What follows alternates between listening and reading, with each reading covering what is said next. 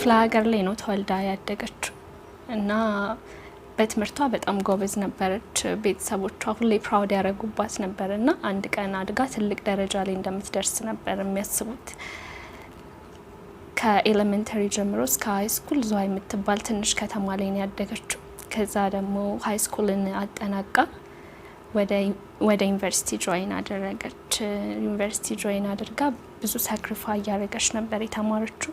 ብዙ ተስፋ ነበራት አንድ ቀን ሀገሯን እንደምትለውጥ ኮሚኒቲዋን ሰርቭ እንደምታደርግና 5 አመታትን ግቢ ላይ ያሳለፈች። ቀላል አልነበሩም እነኛ አመታት። ብዙ ውጣ ውረዶች፣ መውደቅ መነሳቶች ነበሩበትና በስተመጨረሻ በጥሩ ውጤት በማዕረግ ከፋካልቲ ሁለተኛ ሆና ግራጁዌት አደረገች እና የመሰላት ሀገር እጇን ዘርግታ የምትቀበላት ዓለም የሚያጨበጭብላት ወታ ከአንዳንድ ገንዘብ ሜክ የምታረግ ስራን የምትሰራ ቤተሰቦቿን ደግሞ የምትደጉም መስሏት ነበር። ግን ሪያሊቲው እንደዛ አልነበረም። ወጣች፣ ስራ የለም፣ ፈለገች፣ ዳከረች፣ የብዙ መስሪያ ቤቶችን በራን ኳኳች። ግን ማንም በሩን የከፈተላት አልነበረም። በራቸውን ትንሽ ገርበብ ያደረጉላት ደግሞ ከአሁን ላይ ካለንበት በዘመድ በብር ካልሆነ ሰዎች በእውቀታቸውና በችሎታቸው የሚገቡበት አይደለምና ለሷ ቀላል አልነበረም። አሳዛኝ ጊዜያቶችን አለፈች። ብዙ ተስፋ ቆረጠች። ግን ፋይናሊ አንድ ቀን ETW ስለሚባል ትሬኒንግ ሰማችና ወደ ETW ጆይን አደረገች ማለት ነው።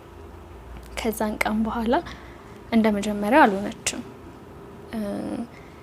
ሁሌ አንድ ሞቶ አላት፣ የማህተመ ጋንዲ ሞቶ ወይም ኮት እና እዚህ ዓለም ላይ ማረግ እንዲመጣ የምትፈልጉት ለውጥ ካለ ያንን ለውጥ እናንተ ናችሁ የምታመጡት የሚል ጣቷን ወደ ሌሎች ከመቀሰር ወደ ራሷ ማየት ጀመረችና አንድ ስሞል ቢዝነስ ክሬት አረገች። ካንቫስ አርት ላይ መስራት ጀመረች። አሁን ላይ በሱ ራሷን ታስተዳድራለች።